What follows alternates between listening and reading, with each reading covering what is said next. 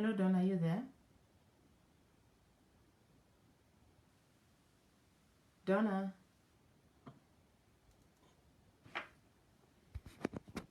Just holding on, waiting for Donna to come on.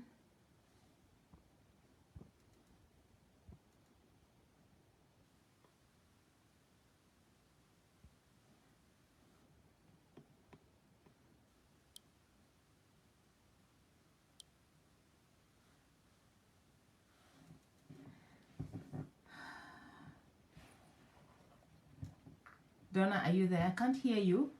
Just holding on for you to come on so that we can continue with our discussion for today, our coffee for today.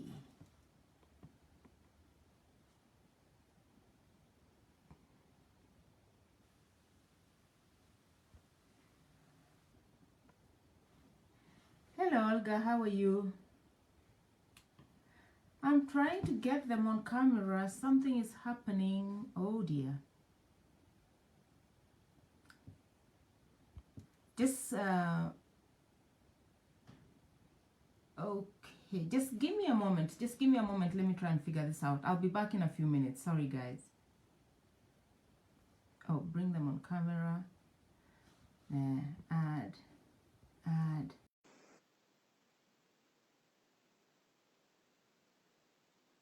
Okay. You hear? I'm Yep. here. There you are. Finally, I'm so glad to have got you eventually. Oh, technology, my dear.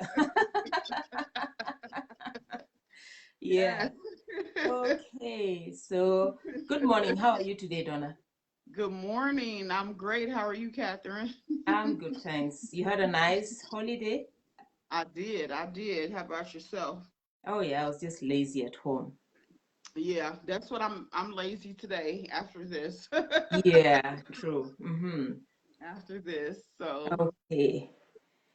Alrighty. So today we want to talk about, I know it's the holiday season, but I think we need to keep up having our difficult conversations. And today we are going to talk about, somebody had requested that we speak about how to avoid getting into an abusive relationship. And probably we can speak to the red flags that somebody should pay attention to in a relationship. Yeah?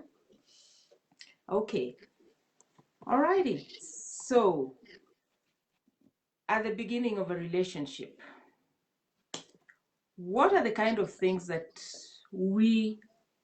somebody should pay attention to? Yeah, we are not we are being gender sensitive, and if it's you're getting into a relationship with the person of the opposite sex, it doesn't have to be with a man, or if the man is getting into a relationship with a woman, whatever kind of relationship that you're getting into, what are the kind of red flags that you need to pay attention to at the beginning of the relationship?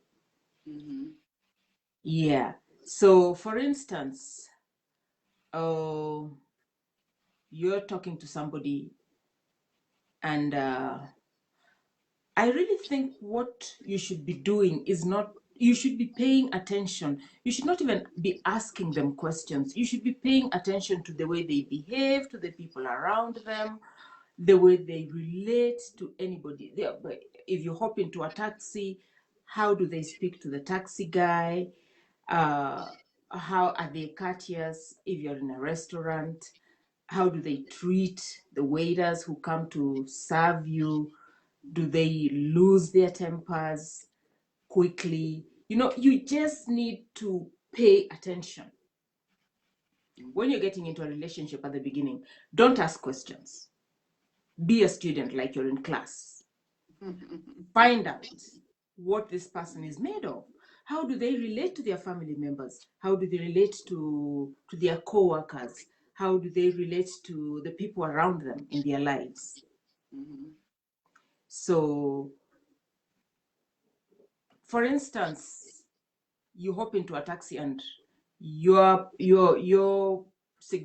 supposedly significant other is rude to the taxi driver. Mhm. What does that tell you? Mhm. Mhm. Tells you who they are. Mhm. You know, whenever you go on, when you're talking to somebody, usually you're on Sunday best, and they're also on Sunday best. Nobody wants to like let their guard down. And if they know that you're watching them, or if you're asking them questions, they know that they are sort of like doing an exam, so they will not exhibit the kind of behaviors that would raise flags. But if you're just sitting there, I mean, you're not asking questions, you're like, I mean, you're just watching, like you're watching nature, then you're able to pick out quite a number of things. Are they rude to the people around them? Are they, how do they relate to the pets around them? How do they relate to the children around them? How do they react when somebody supposedly irritates them? You know, maybe they go to their regular shop and they are asking somebody, oh, can I have my usual stuff? I was like, what was it again? And if they get upset, you know, that is probably who they are. They do not, they cannot hide who they are if you don't ask questions and you are just watching. You're seeing the way they interact with everything else around them, because that is the way they're probably going to interact with you. Yeah. How does part of the red flags? How would I'm talking, and I'm speaking to you, Donna, from the African context back home, but I'm sure it applies to all relationship across board. How does your family treat you? How do they allow their family to treat you? You know, sometimes you'll find that they will allow their family to tell you off, to abuse you, to insult you. They disrespect you however they wish, however they like. And how do they react to that? Do they protect you? And if not, why not? Of course, you're not expected to, supposing, I mean, us being women, if you're in a relationship with a man, you're not supposed to like be on the defensive with his family members or his female family members and, defend yourself in front of them. But how does he treat you in front of them? How does he handle the situation? One major problem that usually comes is usually between mother-in-law and daughter-in-law. Now the man is torn in between. He loves his mother, he loves his significant other, and he doesn't want to take sides. What happens in that kind of situation? How do you go about it? All right, and you as the potential partner or as a significant other, if you're already in a committed relationship, how do you react to these kind of situations? It speaks a lot about you. Okay, somebody comes into a relationship with you and they expect you to take over their responsibilities.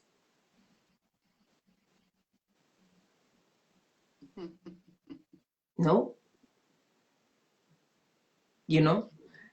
And I'm talking about in the initial stage when you're not yet even committed to each other. When you're in a relationship, when you're in a marriage, that's a totally different thing. But you do not expect somebody to come and rescue you. I usually say that, well, I was a stay-at-home mom for more than 2 decades. And I love the fact that my children have turned out well. However, I advocate that women have their own income. Do not let your financial responsibility be that of your partner. If they want to take, let the man do what he is supposed to do as a king, but do not be totally dependent on him, such that even if you just want to buy an ice cream, you have to get the money from him. As the woman, you need to build yourself with your own resources and not rely 100% on him.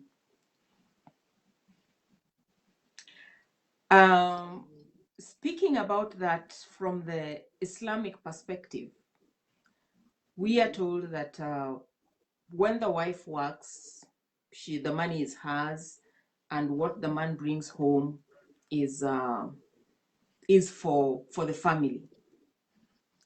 Now, you can save, and sometimes you can come up and save the family when something is going on with the finances that you have put aside.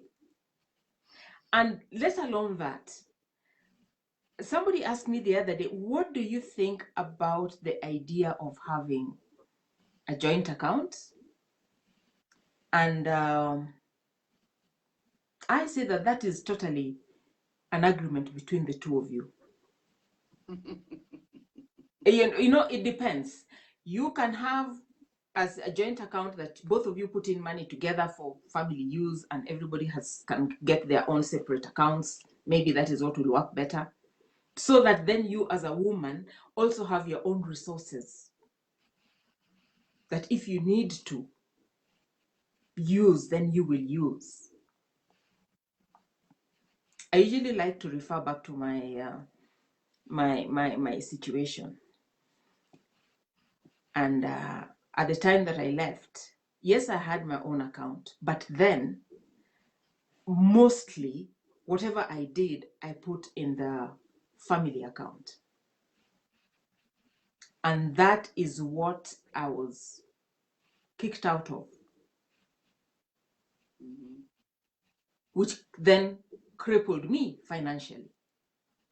So out of that experience, what I will tell the young girls and my fellow women is, or anybody for that matter, anybody, even the men, you can do whatever you're going to do it together, but always have your own separate account on the side that you can do your own stuff. I mean, even if you have to go out to your friends to have some tea or coffee, you don't have to ask, oh, can I have money to go and take out my friends? No, you do that for yourself. You see something, I mean, there's something, we have different desires. You see a perfume or something, whatever you want to buy, you want to support your family member, you don't need to ask from your significant other. So on that note, it is a right of everybody to be involved in an income generating project, be it employment, be it just a business or whatever it is, but you need to be able to be self-sufficient. And if your significant other tells you not to work, that is a red flag. I remember reading the other day, a lady mentioned that her significant other had asked her to stop working, leave her town, her city where she was living, and move to him so that they could get married. And she was like, but I enjoy my job. And he said, you don't need it. You're going to be a stay-at-home mom. You're going to be a homemaker. You don't need that. So leave that, leave everything, and come to me. And I asked her, how do you feel about that? She told me that I am extremely uncomfortable about that. So I told her, follow your gut feeling. It is not, your significant other does not have the right to tell you not to work. So long as it is decent employment, they do not have a right to tell you not to work. So that is obviously a red flag. That is one of the part of the control tactics, because once you are not employed, then you don't have income, then you don't have security, so to speak. And one of the things that people usually use to control their partners is finances. The moment you don't have finances of your own, then you are on your knees. You have to please him, even if you don't want to, and even if he decides not to participate like he is supposed to participate, then you are in a position, you're forced into a position of begging, because probably children are involved and you don't have your own finances. But if you have your own finances, you're able to do your thing and move on. So that is something that I think anybody should look out for. Being told that, and also, you can agree. You can agree, by the way, you can agree between you and your partner that you want to stay at home and raise the children. That is perfectly okay. You can do that. I did that. But once your children reach a certain age, what plan do you have to take care of you financially? Don't rely on nobody. Even as you're taking care of your children at home. And I mean, with technology now, there's a lot of things that you can do. You can do a small business online, which you can even do as you're taking care of your children. It will give you some financial security, and it will give you some financial freedom. What is it that you can do? I mean, we are slowly moving out of the age whereby you have to go to the office to work, and work 9 to 5 every single day. There's things, small things here and there that you can be able to do that can give you income. You just need to sit down and find out what else you need to do. The other thing that you need to look out for: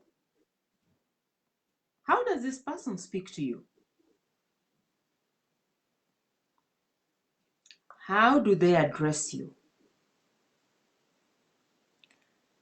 How do you have a conversation when you have a disagreement? That is usually one of the biggest pointers, by the way. The way your significant other will talk to you, or the way your significant other will react to the disagreement that you had. Do you fight fair? Do you speak like adults when you're having that disagreement? I mean, you can disagree to agree, or agree to disagree. You don't have to agree on everything as partners. But how do you carry out? How does the disagreement go? Do they put you down? Do they try to ensure that like you make belittle you, like you don't understand what you're talking about? Those are red flags. How do they treat you when you have a disagreement? Those are red flags. Do they fly off the handle? I mean, you need to be calm and cool, calm and collected whenever you're talking to anybody, for that matter. It doesn't have to be a significant other. You just need this. If this is who you are, then that is who you are. Yeah. I don't know what you'd want to say towards that. You pretty much touched on everything. I will say there when you meet someone, there is that, and you're learning that person, there's always what we call the honeymoon phase. They're on their best behavior most of the time.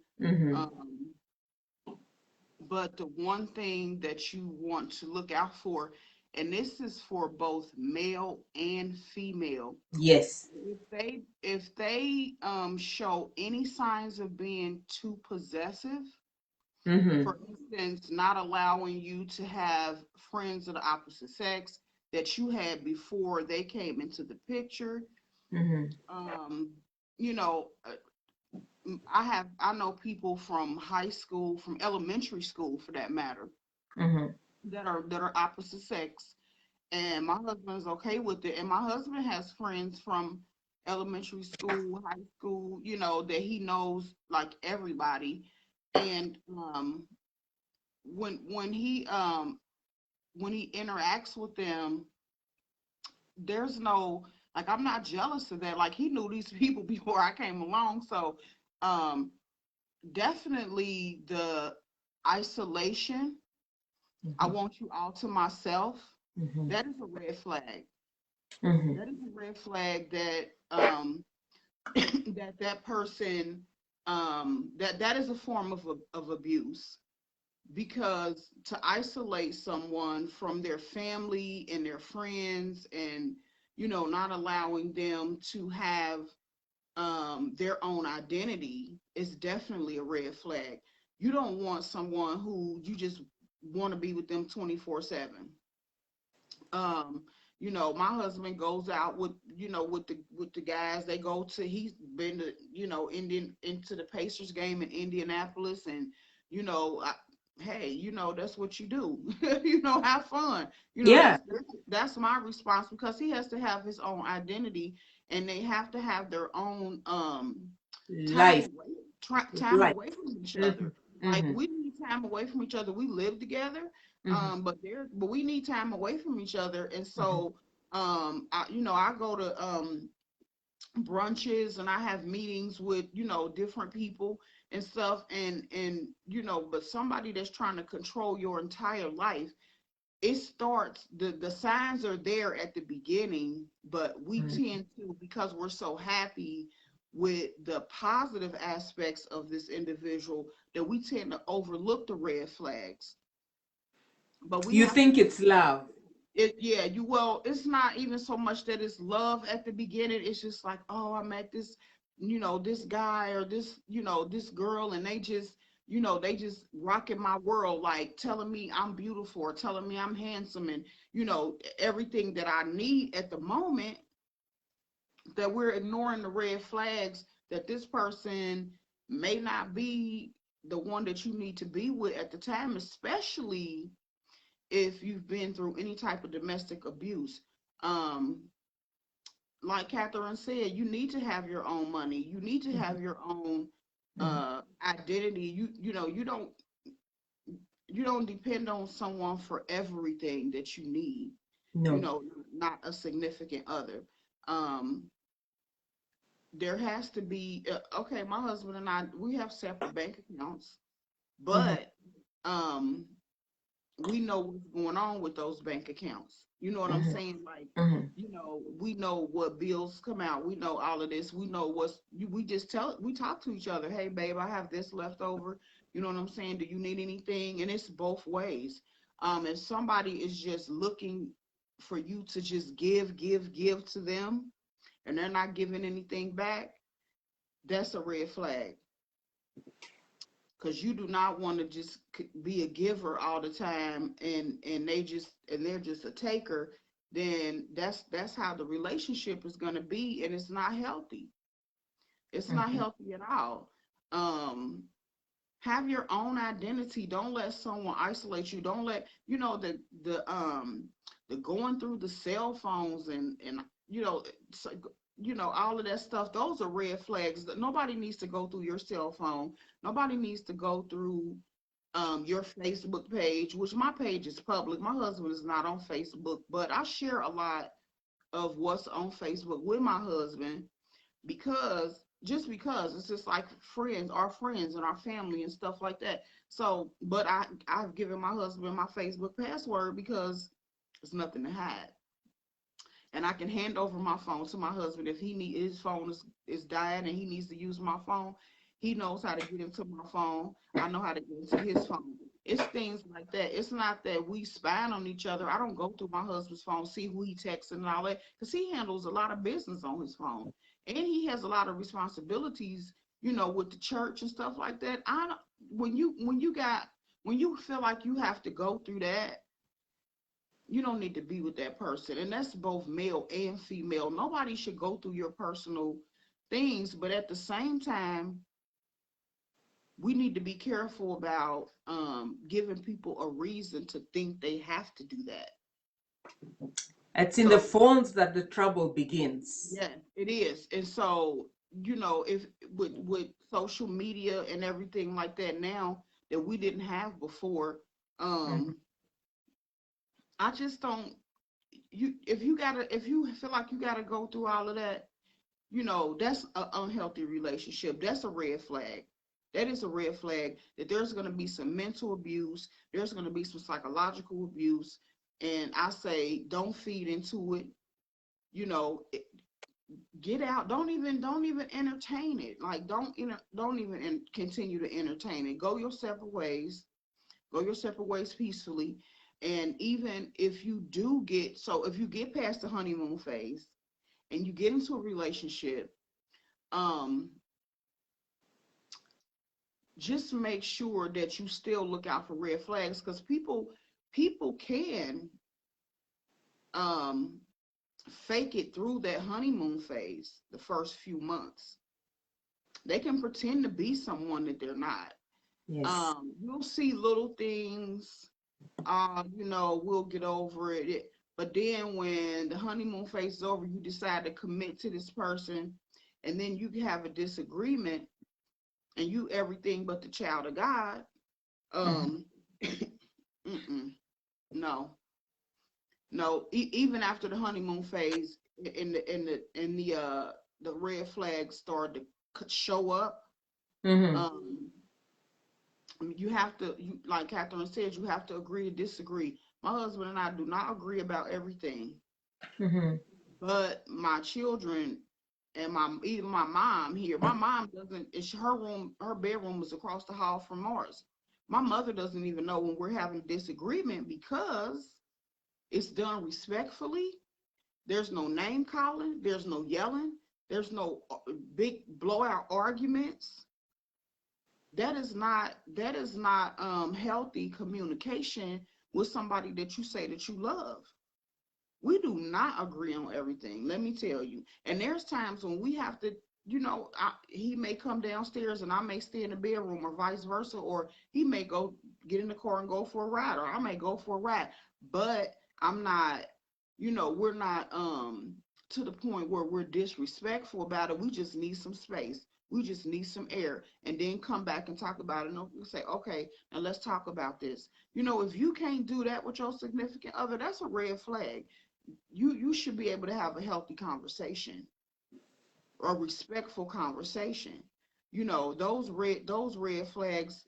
Somebody just you're out, and you're having a good time, and you see an old friend, nobody that you dated, just somebody you went to school with, or somebody from the neighborhood, and you speak. That significant other should not have an attitude, or should not treat you any different. Or, as a matter of fact, the respectable thing to do is to introduce your significant other to this person. Yes. Say, hey, I went to school, I went to school with him. This is my husband. Mhm. And tell my husband, this is such and such. We went to high school together. They shake hands, we speak, how you doing, how your family been doing, or whatever, and we keep it moving. That's a healthy relationship, whether it's male or female. This is for men and women, because domestic violence does not discriminate. It's not just like only men are violent or only women are violent, but there are some violent women. And Oh yeah. Oh for yeah. the men that are on here, the women, yeah, they cute, and they might have a nice body, but if they attitude is jacked up, or if they don't want you to speak to another female that you've known, that may be a family member they don't even know, because they haven't given you a chance to tell them who this person is that you're speaking to, And you should be able to smile when you speak to someone that you know and it not be taken as flirting. It should not be taken as flirting.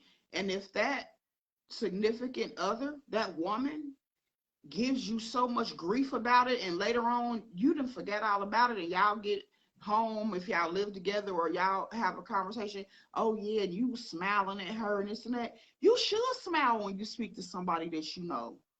Why would you frown at that person? You know what I'm saying? Why would you frown at them? You should speak, and they should see that the person you with, that you happy, and you know, hey, you know, this is if you are not, don't have a title for your relationship, if y'all just friends, hey, this is my friend such and such, and hey, this is my friend, I went to school with her, or you know, I know her from way back when, you know, whatever. If she is showing signs of jealousy at the beginning of your relationship, get out, because this is gonna get worse. That's when going through the cell phones and and then not wanting you to have pictures with people and stuff like that. I have pictures with people before I met my husband that are on my Facebook page, on my, you know, my phone or whatever. He don't get mad about it. You know, we're a blended family. Mm-hmm. So there's pictures with, you know, the ex-wife, because they have children and grandchildren together. You know what I'm saying? Mm-hmm. I'm not, I don't get mad at my husband about that, because those are his kids and grandkids, and they were around before I was thought about. You know what I'm saying? Those are the type of red flags you want to look for. You want to look for people's reactions to certain situations. And another one that is huge for me is anytime, if you go out for a drink, okay, you go out for a drink and you know, have a couple drinks, you may dance a little bit, you're having fun, and this person's, their personality does a 180. Like they go from being, hey, you know, having fun, dancing, and you know, whatever, Mm-hmm. to having an attitude, Mm-hmm. to being angry Mm-hmm. after they've had a couple of drinks. Red flag, red Less flag, issues. red flag issues. I mean, I can say that before, and you know what, before I left my husband, my first husband, I stopped drinking with him because I knew that us both being under the influence of alcohol was gonna be an argument, and it was gonna last all night long. No matter if I had to work the next day, I was gonna be up all night long arguing about nothing, because he was drunk. And when I did drink, I was the happy drunk. I was singing and dancing and thought I was a celebrity. And he's the mean drunk. He wants to argue. He wants to bring up stuff from 20 years ago that I don't forget about for real. And you know, that type of person.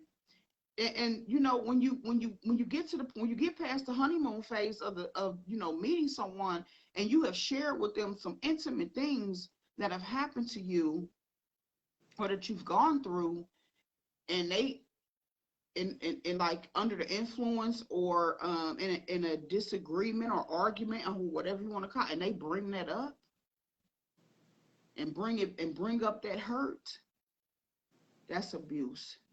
That person does not love you. Mm-hmm. That is somebody you need to run from, because if you trusted them enough to share with them um the things that you've been through that hurt you, that kind of like caused you to have low self-esteem, or however it affected you, and they use it in Against you. argument against you, Mm. that's, they don't love you. They do not love you. They don't have your best interest at heart. And I say, you know what? It's easier to walk away than Mm-hmm. it is to stay and suffer. It's just much easier to walk away. And if you're like me and you're like Catherine, we walked away with nothing. I had the clothes on my back. Mhm. But it was better for me to walk away than to become someone that I didn't want to become. But and the red flags are not always there at the beginning. They, like I said, they may come after the honeymoon phase, after you got to know them, and yeah, we're gonna be exclusive, and then you exclusive, and they want you to stop going out. But when they met you out at the club, but then they don't want you to go out no more. That's a red flag. You should be able to still go out. We're in a relationship, but I still like to go out and have fun, if that's what you do. Or I still like to go, to certain places I was going before. You should be able to still have a life and have a relationship. Mhm. So for me, that isolation from your family and your friends that were there before this person came along, big, huge red flag for me. Big, huge red flag. Big, huge red flag. Nobody should try to isolate you. That is the number one for me. In my book, the number one sign of domestic violence is isolation. To get you all to themselves Mhm. so they can treat you however they want to treat you, so they can do whatever they want to do to you, Mhm. knowing that they have, I don't want to say destroyed the relationship you had with your family, but at least like ruffled it, where they know that they've caused some problems with you and your family, or you and your friends, where your family and friends have backed up because they see that you know what I'm saying, this person is controlling. And then they want to tell you, but they can't tell you because you're not going to see it, because Mhm. you're in it, so you're not going to really see it. It's hard to You, see something when you're in the situation, when you cannot see the frame when you're in the picture when frame. you're in the picture. So Absolutely. it's somebody else who's going to look at the picture and say, "Wow, that's a beautiful picture. Yes. Oh, this picture is broken here." Or, but when you're inside the frame, you cannot And you know what see I the picture. and you know what I also I said the other day, Mhm. um, is hindsight is 2020. Mhm. If you looking back there, oh yeah, oh my God, I should have saw that. Oh, I should have. Hindsight is 2020. When you looking back, you can see everything, but when you're in it, you can't. You You can't can't. see it. You can't Mhm. see it. And if they have isolated you from your family and your friends, the people closest to you, they Mhm. know you're not going to go to them and say he or she, because there's some female abusive people. She's hitting on me. Men, or the men that I've encountered, or embarrassed, but they shouldn't be, because if a woman is abusive and they don't retaliate, if they don't retaliate and hit the woman back, they feel like, they friends are gonna think that they call them, oh, you a punk, or you this and you that. No, Mhm. my mother raised me better than that, to not hit a woman. But at the same time, I told my kids, and I have 2 sons and 2 daughters, if you big enough to give a lick, you big enough to take one. Don't hit people if you don't want to be hit back.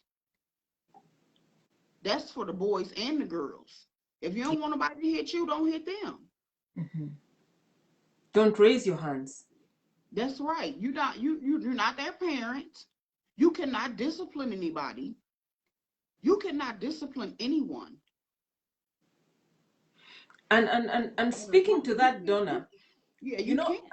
abusive, when your partner tends to display abusive behavior, to me, that is not a red flag. It's a red banner. Absolutely. Run. Absolutely. Run. Because they are not going to change. That is who they are. Mm-mm. You remember, you cannot change anybody. They They have to can only change. change Now, themselves. now, Catherine, I must say, some people do change. People No, do but it's change. not, you are not going to make them change. They will Yeah, it's change when not they you. want to. You can't make them change, and No. it may be that they don't even change when they're with you. They Mm-hmm. may change you in the next relationship, Mm-hmm. but we're not saying that people don't change. People do change. People do grow up, and they do realize the error of their ways, and they don't. They realize that they don't want to be that person. But they have to deal with whatever issues they have within themselves that made them want to be abusive to begin with. Mm-hmm. That's what I'm saying. And I must say this too, because I at I say my son's 28, so I say 27 years ago, I worked for a company that they did counseling for kids Mm-hmm. who were sexually abused, and they did counseling for kids who were sexual abusers. And I was like, and they didn't have their groups in the building at the same time, so let me say that. But I was young. I was 21, 22. I was like, why they got the abusers and the victims in the same building? Period. Not at the same time, but why are they doing both programs here? And what I found out was that most people who are sexual abusers were sexually abused first. Yes, yes, yes. So they were victims first, Mm-hmm. which is sad. So they think that it's okay because, well, so and so did it to me, and it's usually a family member that does it first, okay, before an outsider. It's usually a family member. Let's just keep it all the way 100. It's usually Mm-hmm. a family member, Mm-hmm. and I can attest to that. Mm-hmm. And, so, or even physical abuse. If your parents were physically abusive to you, okay, getting a spanking or a whooping, we got whoopings, we got spankings, whatever. But my mother didn't hit us with an extension cord. My mother didn't put us in the tub and beat us while we was wet. She didn't do none of that. But we did get a whooping. We got a belt, a switch. You know what I'm saying? But that didn't make me an abusive parent. You know what I'm saying? So so there are, you got to think about people's past, and if they tell you certain things happen to them, and in your mind that that is abusive behavior, you can bet probably about 95% that they're going to do the same thing, whether it be to you. And you know what? Listen when they tell you about past relationships, about why they ended, about things that happened in those relationships, about like what type of arguments, about, because they may say, oh, he or she was verbally abusive, and this and that. But listen to, like Catherine said, be a student. Don't Yeah. be so quick. Don't be so quick to ask questions. Don't be so quick to talk. You got to listen sometimes. Just listen, Listen. listen, Pay listen to attention. yeah, pay attention to their Mm-hmm. their past relationships. Pay attention to, especially if there is children involved. How do they treat their children? Are they involved in the lives of their children? If they're not, lace up your shoes and head If for they're the not, hills.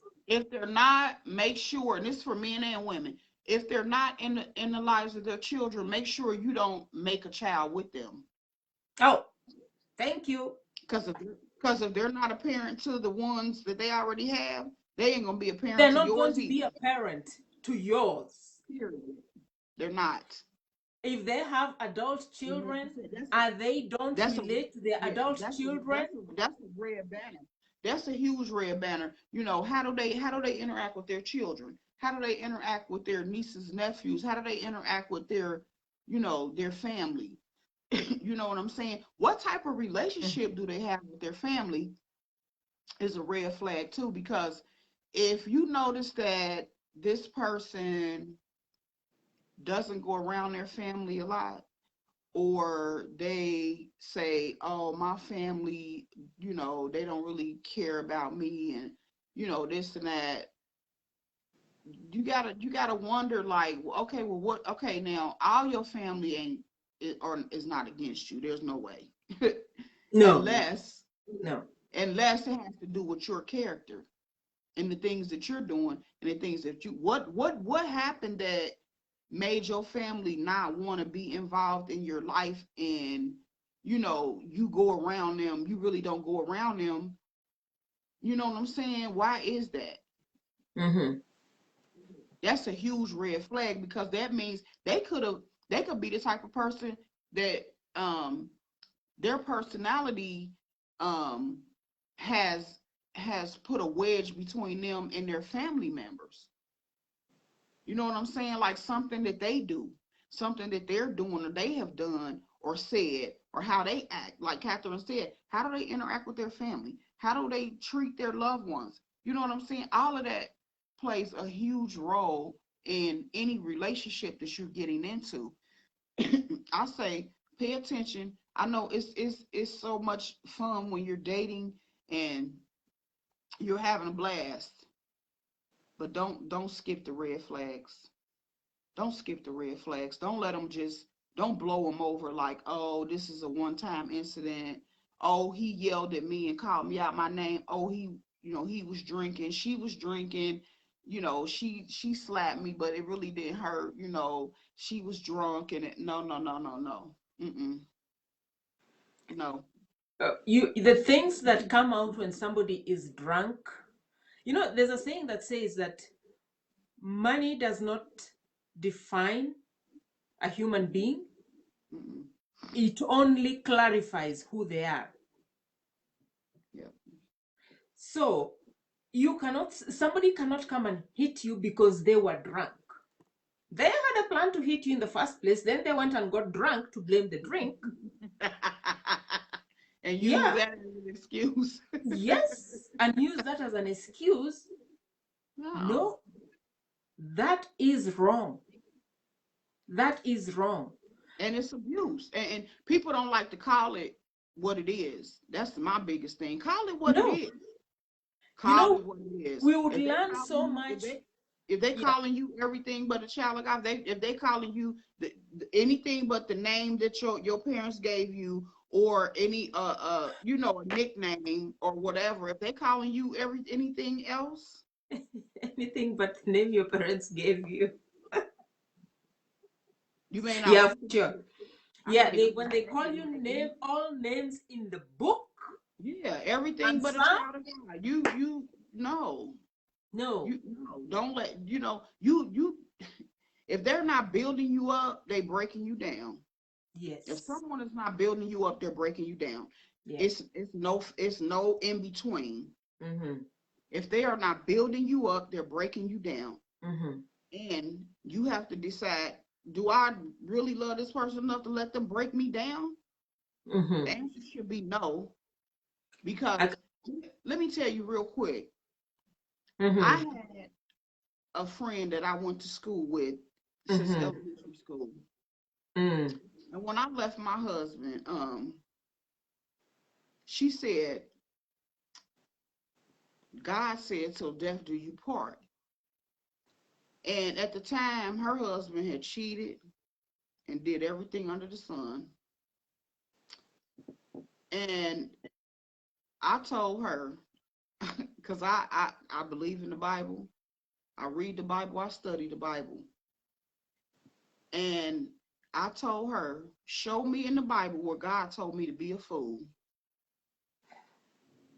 When you could show me in the Bible where God told me to be a fool, I'll go back to my husband.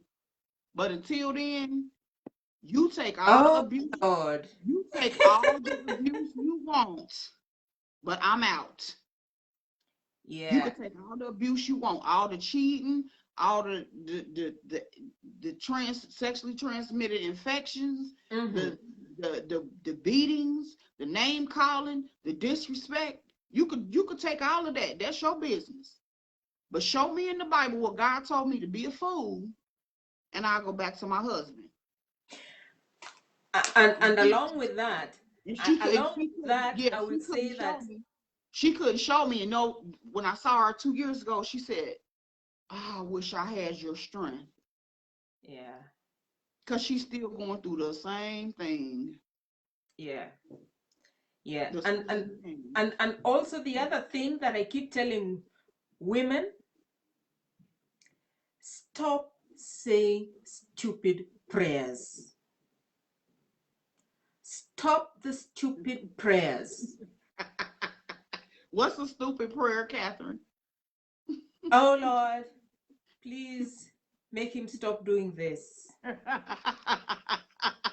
Oh Lord, please don't let him bring home a sexually transmitted disease. Oh Lord, please make him love me. Oh Lord, please make him respect me. Those are stupid prayers. Oh God Lord. did not create you to be stupid. Yeah. Or, oh Lord, please don't let this baby be his. Oh, there you go. You know?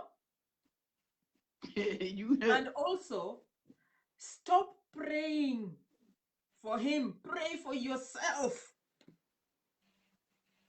You know, one thing as being the good wife, I am guilty as charged, is that you shift focus from yourself onto your partner. You forget about yourself and you focus on your partner. You got to focus on you.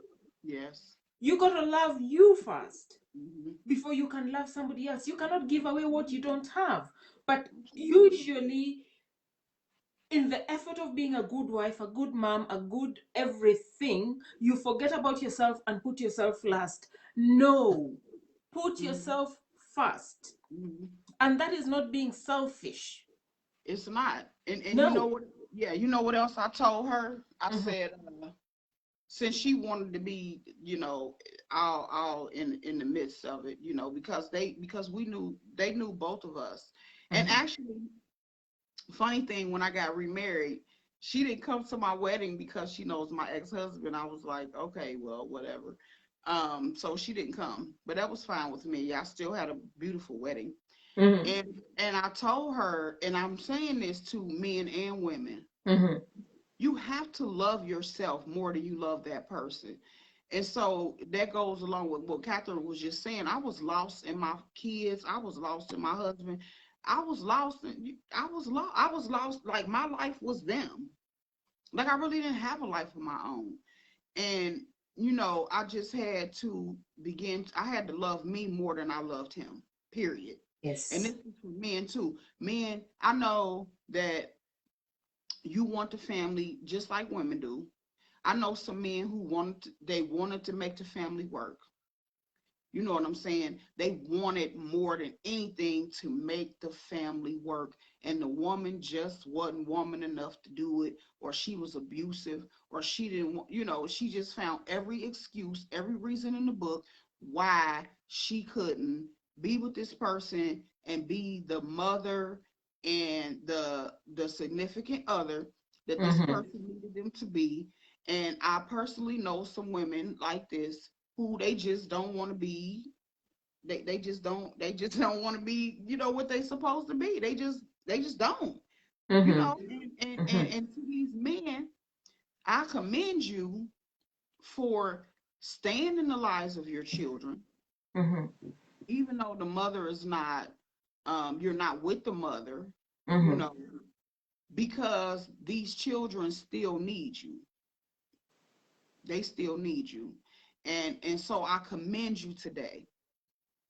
I commend you today, men, that even though you tried everything you could to make a family, you know, to keep a family together for your child or your children, and it didn't work because the mother didn't want to do, the mother wasn't right, and you still there for your kids, and you still take care of your kids, I want you to know I commend you today. We respect them.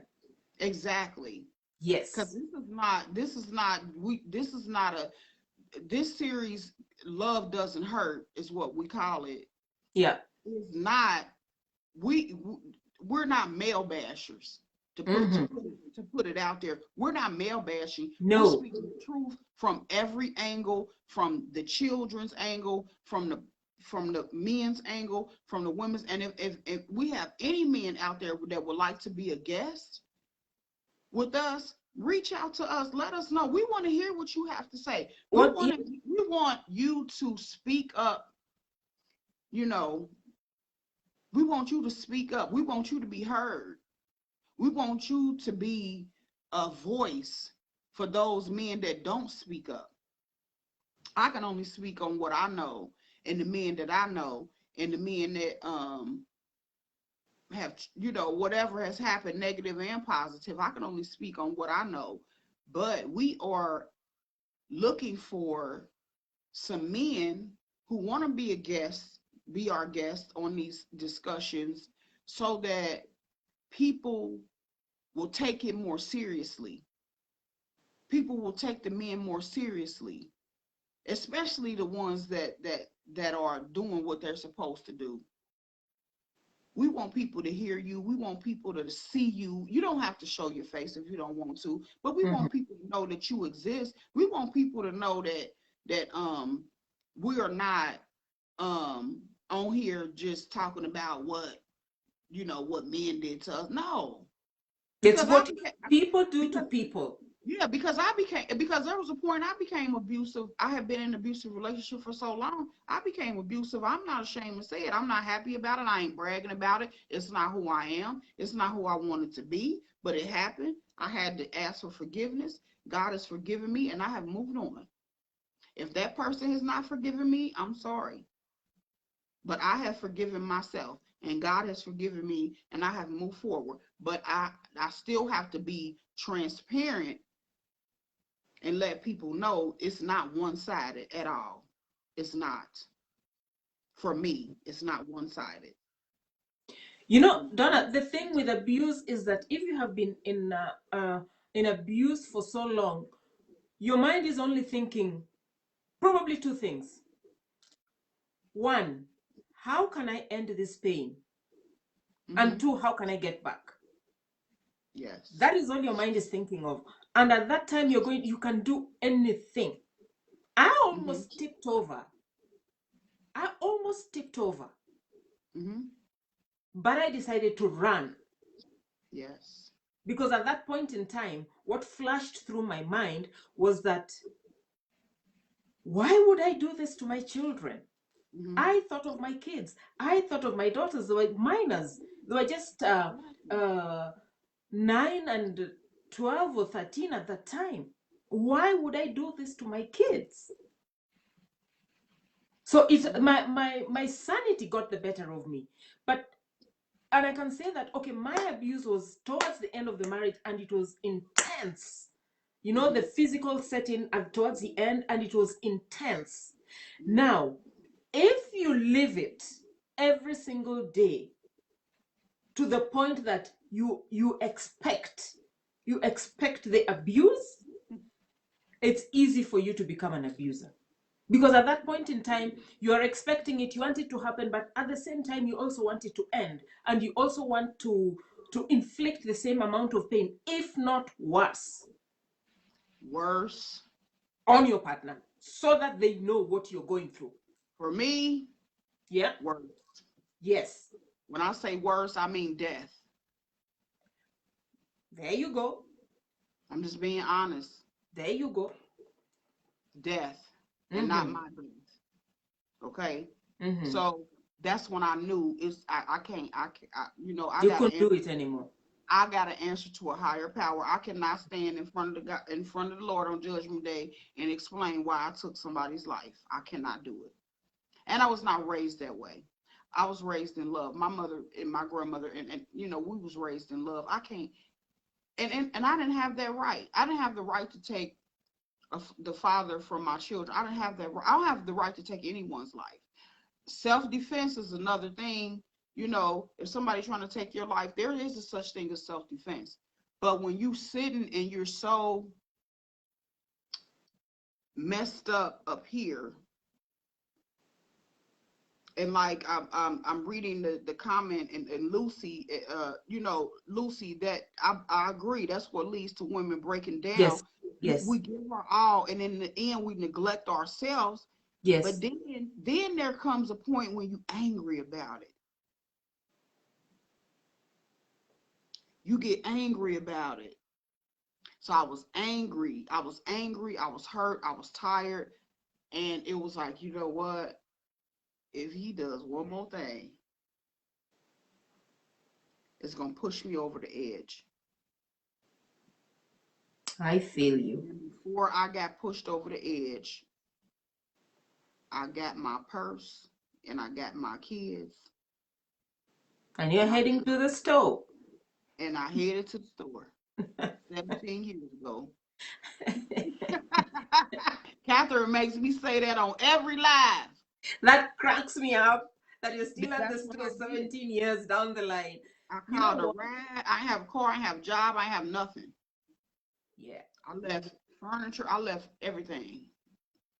And When you're now going through abuse, I'm telling you, you can't let people push you to mhm, that point. Like you can't. mhm, That's another. Now when you so there's gonna be another conversation, and Catherine, I hope you join me. mhm, But I have to talk about post-traumatic stress disorder. I'm not gonna get into it right now, mhm. but that is something that is heavy on my mind and on my heart, and I prayed about it, and it needs to be talked about, and I have to talk about it because Mhm. uh, I have post-traumatic stress disorder. Oh, okay. I will definitely join you, If you don't Martha. know what post-traumatic stress disorder is, look it up. Mm-hmm. But I have to talk about it, PTSD, post-traumatic stress disorder. If you don't know what it is, Mm-hmm. look it up. Mm-hmm. And I don't know if it's gonna be today, tomorrow, but it's gonna be very, very soon. Um, I may do it as a podcast. I don't know if I'm gonna do it on Facebook Live or I'm gonna do a podcast, but I must talk about post-traumatic stress disorder because I'm telling you, it is real. It is real to the point where I've had to pray the last week Mm-hmm. really hard. Mm-hmm. Mm-hmm. Yeah. Well, yeah, we'll I definitely I will hop along with you. And yeah, we'll see what how best to reach as many people as we can, because Mhm. all we're trying to do is to raise awareness so that people realize that love shouldn't hurt. Yeah, Yeah. love doesn't hurt. Yeah. Love Yeah. doesn't hurt. Love doesn't hurt. Yeah. As you were talking about being angry, I know when you're going through abuse, yes, you will be angry, you will be hurt. But one thing I don't want you to be is to be defeated. Hmm. You can be any other thing, but do not be defeated and put your hands down and say that, what can I do? Every single challenge that you encounter in your life comes with it an equal opportunity of growth. Absolutely. Every Absolutely. single challenge that you encounter, with it comes an equal opportunity of growth. So don't put your hands down and be defeated. Hmm. You can rise up. Like Donna, you usually say, even if you're in the valley and you can see the stars, If you in the valley and you look yes, up, you can see the stars, you can see the sun, you can see it. yes, As long as you can see it, you can reach it. you As can long reach as you it. can see it, you can reach it.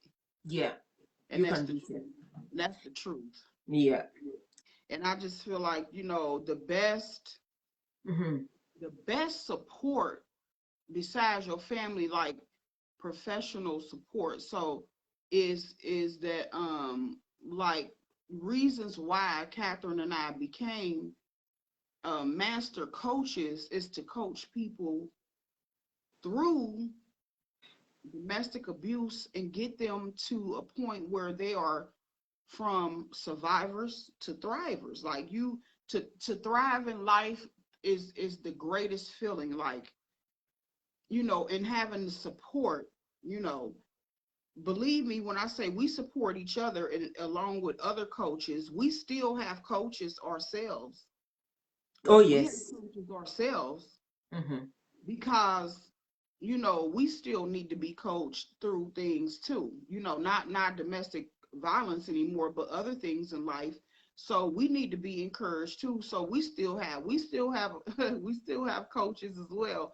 But Mm-hmm. I became a master empowerment coach, and then because I want to empower people to take their life back, take your power back. Like Catherine said, don't be defeated. No. You aren't defeated. You just need the type of support that to get you where you need to be successful, to to not have low self-esteem, to just be like, not with your nose up in the air, but like I'm the best at what I'm doing. And that support is everything. Mm-hmm. Support is everything. And then, like, we want you to tell, like, part of my program, which is Empower to Thrive, is what does success for you look like? What does it look like? What does happiness for you look like? What does being empowered look like? Let's get you there. Like, Mm-hmm. I'm gonna get you. We're not I'm gonna get you there. We're gonna get you there. You and I together. We're gonna get you there. Mm-hmm. We're going to work this program, and we're going to get you where you need to be successfully. But my number one thing, you have to be serious about um, not going back into, you know, an abusive relationship. You have to be serious about it. If not, it's a waste of time. It's a waste of money. It's a waste of everything. I mean, you have to be like, I'm done. I am done. And when you're really done, let me tell you something I learned. When you're really done, you don't talk about it. When Nobody I was tells you, by the way. When you're when I done, was when I was really done, I didn't talk about it. yeah, I made no, I came I made a you plan. know, I didn't tell I told my mother, Mama, I gotta get out. That's what I said. Mama, I gotta get out. And she said, what do you need me to do? I didn't tell my friends. I didn't tell my family. I didn't tell none of them.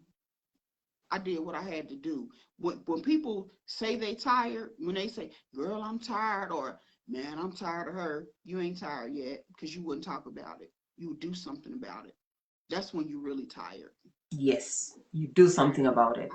I'm telling you from experience, because many years I was like, I'm so tired of this. I'm so tired of him. Girl, I'm sick of him, girl, and still stayed. Because I You're really, just thinking you're tired, but you are because I not really yet was, tired. I really wasn't tired. But when Mm-hmm. it came to a matter of life and death, I knew I Mm-hmm. had to go.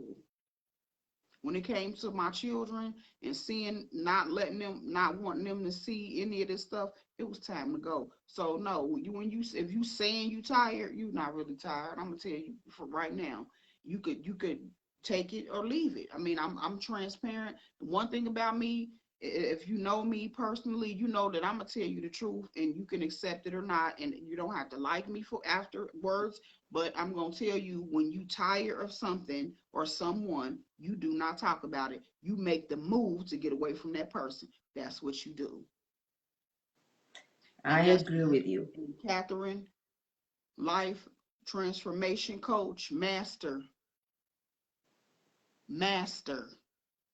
because we've been through it. We survived it. We lived it and we are thriving. We lived it. And we are thriving. And we're now, and yeah, because you are, I want to empower you to thrive.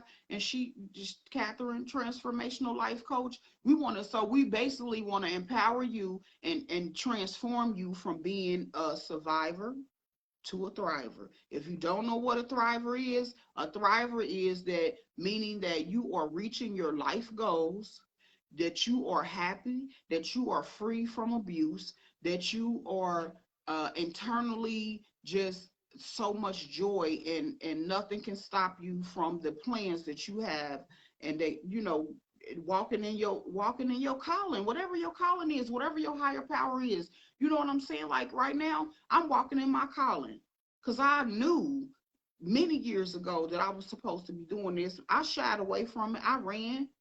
And then God said, look, I ain't gonna keep playing with you. Do what I told you to do and do it now. So guess what? He sat me down March 20th of 2020.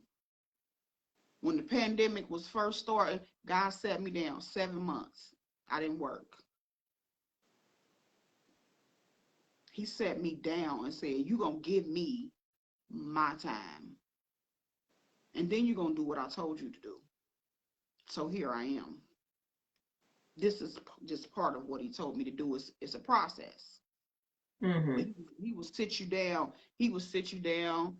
Mm-hmm. I had to go on unemployment, and then when it was time for me to go back to work, God said, "Okay, apply for this job," and I applied for that job, and I got that job, and now I got that job, and I work from home. I do all my work from home. I do my coaching from home, and I do my 9 to 5 from home, and I do my, discussions and our Zooms and our conferences. We just did an amazing conference. Thank you to iCope. We just did an amazing conference, in Sierra Leone, Africa. Like we are reaching millions of people.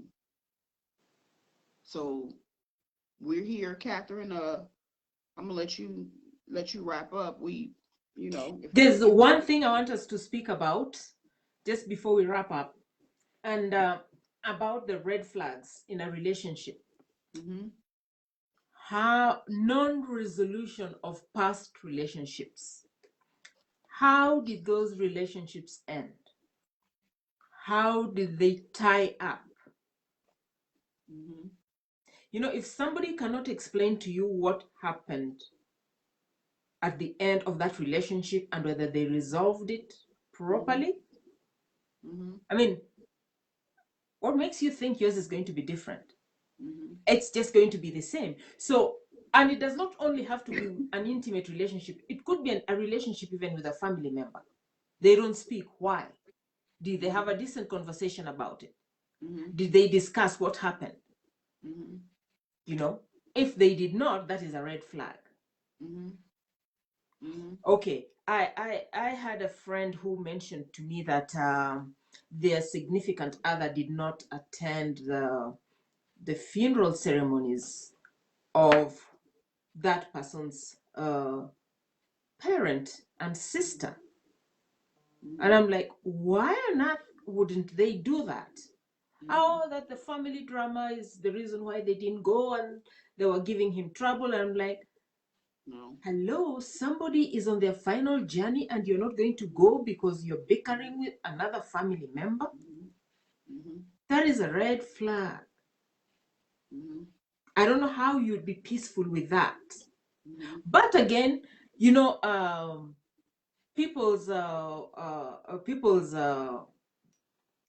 options are different. Mm-hmm. People's I mean, what people want in life. Mm-hmm. I'm big on family, so those things matter to me. Somebody else might not be big on family, those things might not matter to them. But if you're big on family, those are things that you need to look at. How did they end the relationship with the past relationships? How did they end? Do they have adult children? How do they relate to those children? How do they judge those children? Because if you're going into a relationship with somebody who has kids and they have no relationship with their children, that should be a red flag for you. Mm-hmm. How, if they don't treat their children well, Mm-hmm. what makes you think that they're going to treat yours well? They Mm-hmm. may do, but that is just a facade, just for a short time. Then, like we all know, in love alone is not enough to sustain a marriage. It's not. No, there's a whole lot of things that comes with it. So the moment love jumps out of the window and love is sitting on the windowsill looking at you, how are you going to treat each other? Mm-hmm. What else is there that is going to that is going to keep you bonded together? it's not just love alone is not it has never been enough. Mm-hmm. Where is the respect? Where is the meeting of the minds? Where is the agreeing to let somebody be who they are respectfully? Mm-hmm. Mm-hmm. Where is how you divide your time Mm-hmm. with your family members? Mm-hmm. And where do your family members come in? I mean, the fact that you're with somebody, you're in a relationship with somebody, does not mean that you stop being a family member. Mm-hmm. You still need Yeah. your family. Yes, absolutely. You know, Absolutely. you still need your family. So you still need to have time with your family members, either together or alone. Mm-hmm. And that also brings me to the issue of co-parenting. You mentioned to me how you do co-parent with, or how your husband does co-parent with his ex-wife, and and it's a beautiful thing. Co-parenting back home in my country is a totally different ball game. Mm-hmm. It is according to what usually the man wants, Mm-hmm. and it's miserable, very miserable. Mm-hmm. But can you rise above that? Mm-hmm. Mm-hmm. Children need their parents irrespective of whether their parents are together Or or not. not. Yeah. If we cannot love our children together, Mm-hmm. let's respect that and let us love them Yeah. separately. Yes, These absolutely. children need to identify. You may have somebody else in your life, but you are still those children's biological mother. They will not get another mother Yep. from anywhere else. Mm-hmm. You are their mother. You are their father. Now, can you step up and do what is expected of you? Don't tell me that she did this, therefore I am doing that. You're hurting your children. Mm-hmm. Don't tell me he did this, therefore I am doing that. You're hurting your children. Mm-hmm. Not unless, of course, the children are in imminent danger. There's certain things, like I mentioned the other time, there's certain things that you will do because you're mama bear and you're not going to allow anybody to mess around with your kids. Yes, yes, yes, But yes. but you need to be rational. Yes, absolutely. We cannot be Absolutely. together anymore. Hello. Let the kids' Absolutely. life continue as has been. Mm-hmm. You go on with your life, I go on with mine, but let us respect the children. Yeah, so I say, co-parenting, but all of their children or adults as well as mine. They're a little older than my kids, but Mhm. the door is open, like so like holidays or anytime they want to come over, the door is open, Yeah. and so like yesterday, so my husband has three sons and one daughter. He went to his daughter's house. I couldn't go because I had cooking to do. I was invited and I've been on Christmas, but I couldn't go yesterday. And so, but like this is an open door. Like this house, your dad lives here, pays bills, he the man in the house. Your children are welcome here and grandchildren, like I can't, who am I to deny him No, a you can't. relationship? You know what I'm You saying? can't. So like they came and they took pictures and they brought gifts and they brought, you know what I'm saying? And Mm-hmm. we go to events together. There was my husband was asked to do the eulogy of the I still say brother-in-law because they were friends for over 40 years. Oh, He yeah. passed away, and my husband was asked to do the eulogy, and I went and supported my husband, and I'm in the family. You have to be cordial. I was, his ex-wife. I gave her a hug. I gave her my condolences. Say, I'm sorry about the loss of your brother. You know what I'm saying? There was no animosity. You know what I'm saying? We're adults. We must act accordingly.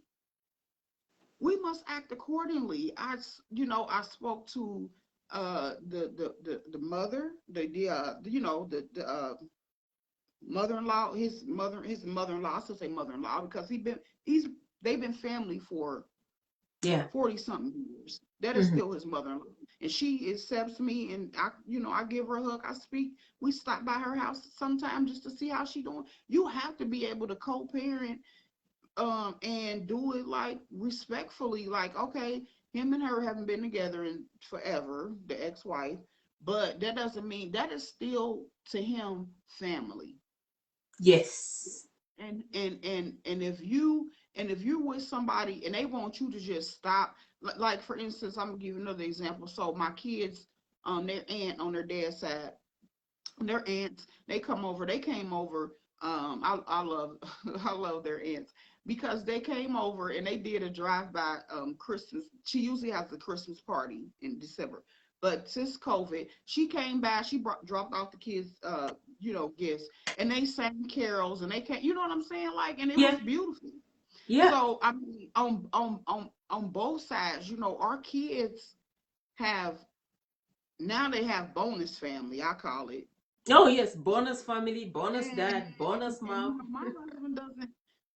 I when my mother-in-law passed away, my ex-husband's mother, I went to her funeral because I love her. You know what I'm saying? I did. Me and him Mhm. divorced. It didn't have nothing to do with the love I had for her. You see what I'm saying? I I hear went to her you. funeral, and he did. He thanked me for coming, and I said, "You're welcome." But you know what I'm saying? I love her. Like, she was in my life for 30 years. You know what I'm saying? Like, I love her. It had nothing to do with our relationship and how our marriage ended. You know what I'm saying? Or what we went through. She was always there for me. She was always, a part of my life. She Even when we got divorced, she still was Ma to me. Ma, that's what I called her. So we just have to learn to you gotta notice the red flags.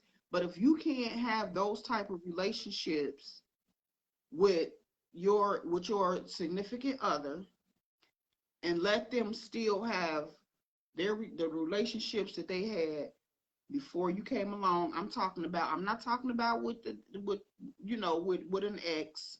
They, if it's over, it's over. But I mean, like, something like a gathering, or like the funeral, or something like that. You can't be selfish and not No. allow them to say, I don't want you to go. Okay, it was my husband's, his ex-wife's brother, but he's been knowing him. He's been friends with him for 40 some odd years. Who am I?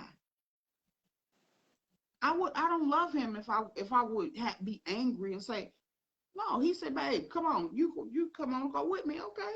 We got up, we went. You know, he did the eulogy. And That was, you gotta give to receive. Number one, you have to give. You have to give. You can't and just that, and take. that You have to give. that points to, if you are not able to deal with that, that means you are insecure as a human being. Look, you cannot control what the other party does. No, Mm-mm. you will never be able to control what, even if it is your own child, you will never be able to control what they do 100%. Mm-mm. No. So you can only, and like in the case of a child, instill good, uh, give them a good foundation, a secure Yes. foundation, and trust them to make the proper decisions Mm-hmm. that they will need to make in life. Now, for you to be able to feel insecure that, oh, he can't go or she can't go or this and that, then it points to something in you as a human being, not even the other person. Most of the Which things that is, we do are usually which is, about us. yeah, The which way is I a relate to you, insecurity. the way I Insecurity is a relate, red flag. yes, yeah, the way I relate to you, Insecurity is a red flag. I'm telling you. I yes. am secure in my marriage. I'm not worried about no ex, no none of that. I'm not worried about it. I'm not insecure in my marriage. And you know Mhm. what I'm saying? I'm not. I mean, I don't have time. Number one, I don't have time. I don't have time to be looking through no phones. Like, I don't got time for that. I got things to do. I got things to do. I don't have time to be searching through no cell phone. Yeah, Searching pockets and looking in drawers. I ain't got time for that. I don't have time for that. I got grandkids. I got work to do. I got busy to work life. on. I don't have time for that. So that insecurity, there was a time when I was insecure because I was coming out of an abusive relationship. So yeah, I was insecure, but you have to, And, you have, this and, is and also some of these things, we are not taught as we are growing up.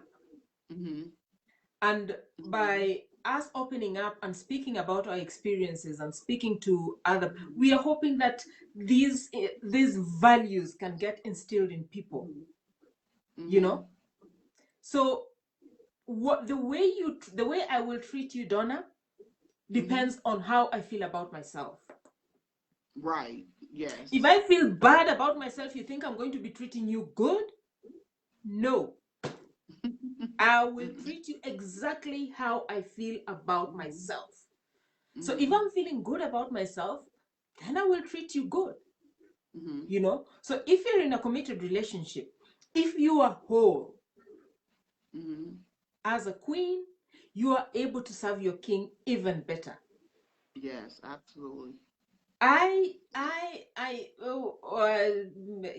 Women usually say that, oh no, I'm a feminist and this and that. No, in a relationship, there is submission Mm-hmm. from the wife to a certain extent. But I'm not telling you to be stupid.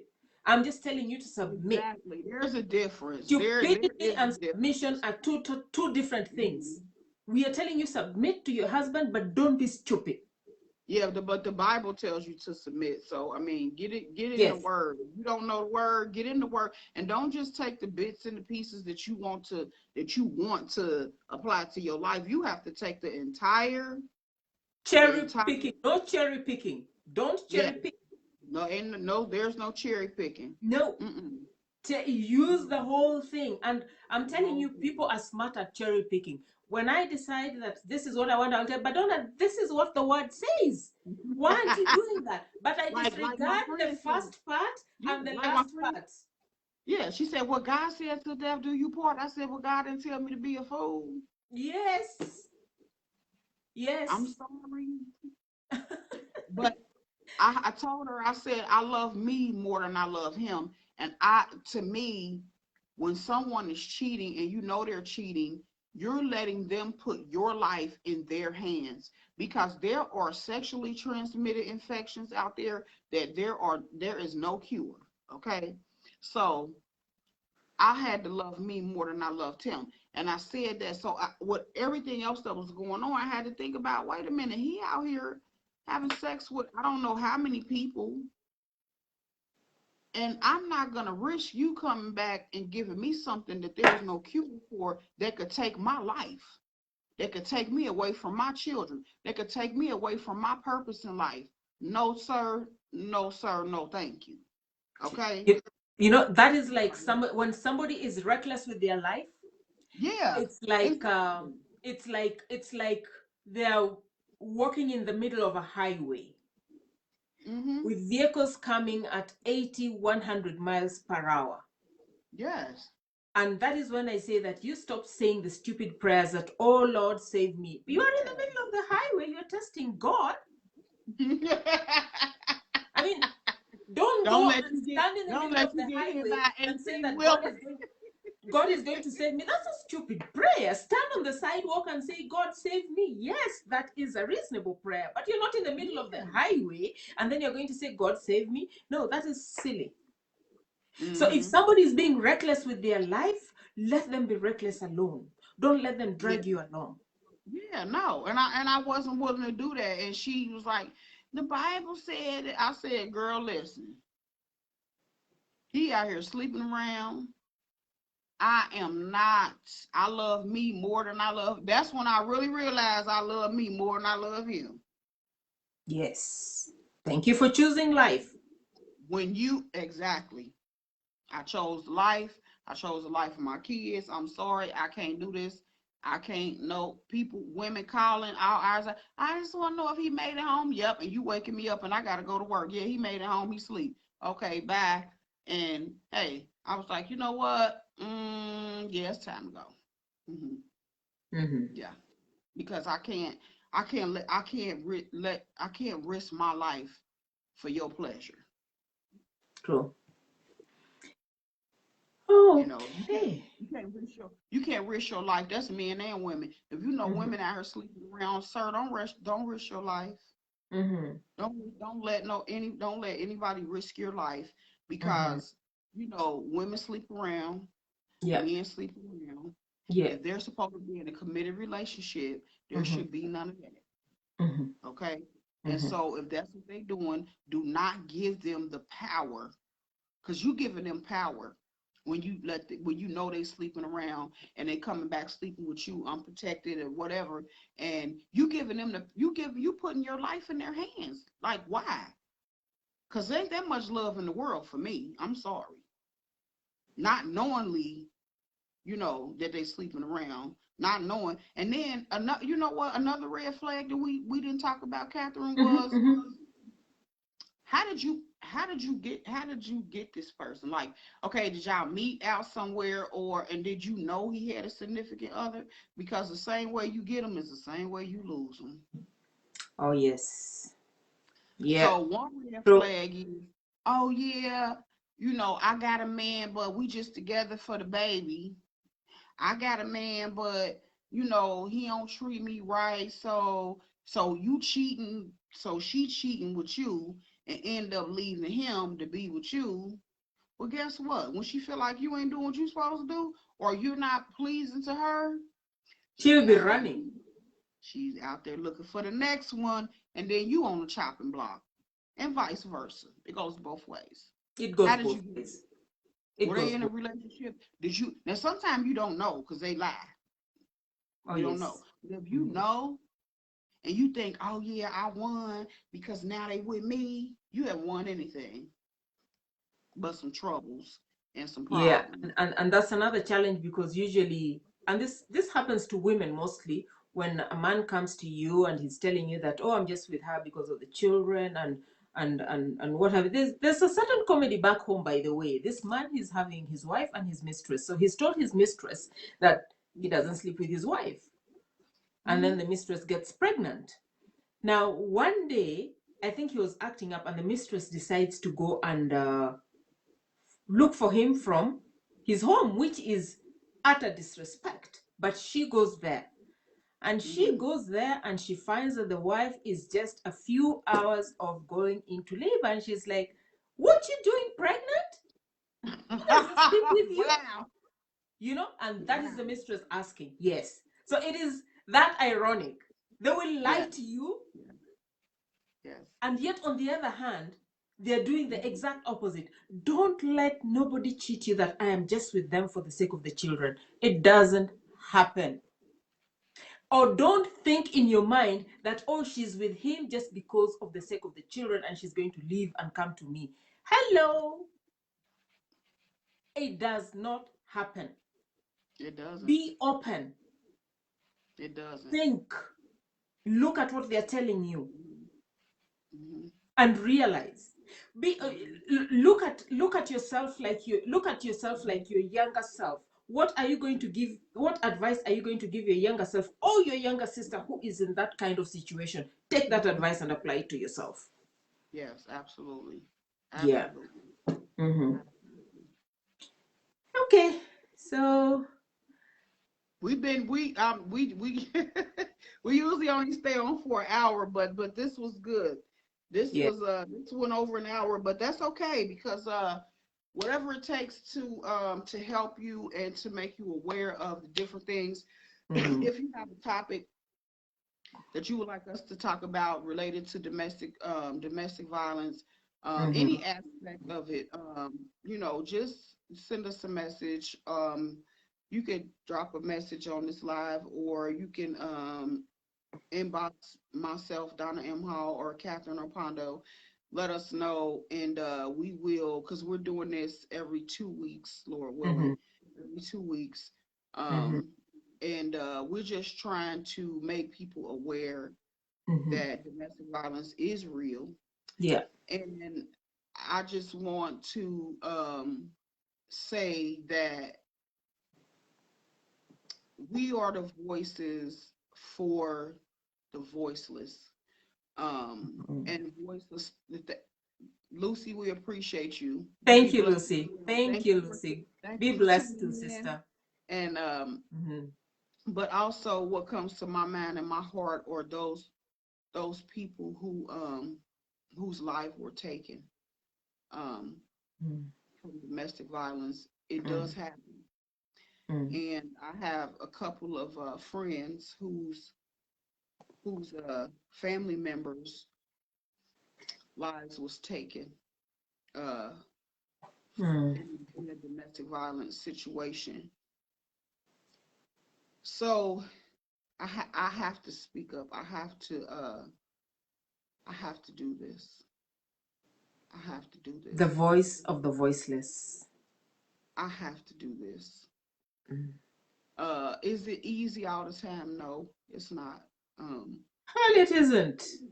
It's not easy. You think it's easy to stand out there and say that, hello, I used to be beaten, or that I was abused, or that this and that was done to me? Hell mhm, no, it isn't. it's not. It's not easy. But And because we realize that there are people who are not able to speak out for themselves, we speak out. Donna, I will tell you one thing. The way I realized that my marriage had a question mark, do you know mhm, when that was? It was way back in the year 2006. mm.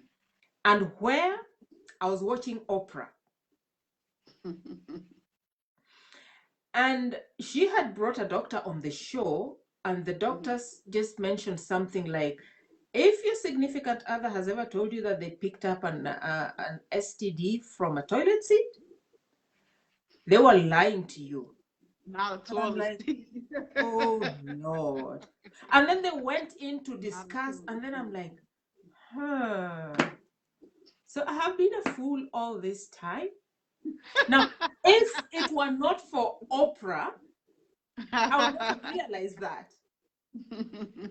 So I began questioning every other thing after that in my mind.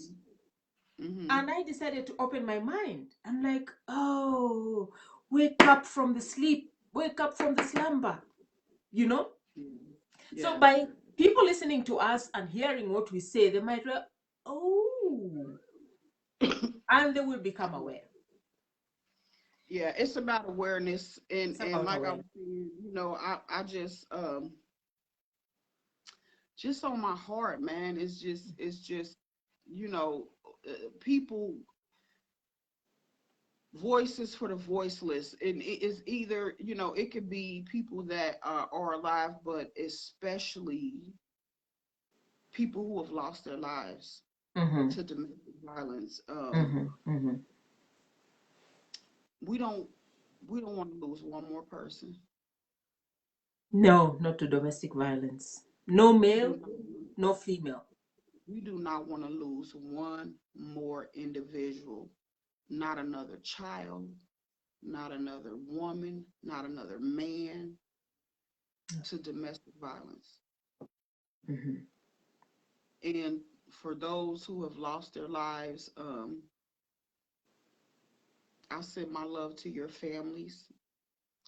Um, I send my prayers to your families. Mm-hmm. Um, they know who they are. I won't say any names. They know who they are, and just know that I'm doing this for your loved ones who didn't Who get to did not do it have for a chance to speak out. who didn't get a chance to do it for themselves. Yes. We will continue this series. Love doesn't hurt. Love doesn't hurt. And when somebody says something negative, like belittling you, or even just pushing you or whatever, you look in the mirror and you say, "Girl, love doesn't hurt," or say, "Man, love doesn't hurt," and you get out of that situation. Get out. Get out. Because you don't want to be taken out involuntarily, meaning in a body bag. Mhm. You need strength, you need prayer, you need whatever you need. You reach out, you speak up and reach out, Mhm. because this is what we do. And this is what we will continue to do. Mhm. If you could say one life, what we went through was not in vain. Yeah. One life at a time. One life at a time. Mhm. One life at a time. Okay. Thank you, Donna. I think we better hop off here. We've been on for 2 hours today. Yeah. We Oh, usually do an yeah. hour, That's but you long know, enough. Oh, there's no time limit to when you spread an awareness and when you have a conversation. And true. Mhm. so, but we're gonna hop off here for now. And if you have any questions, any comments, anything like that, please don't hesitate to reach out to us. Please don't hesitate to reach out to us. All right.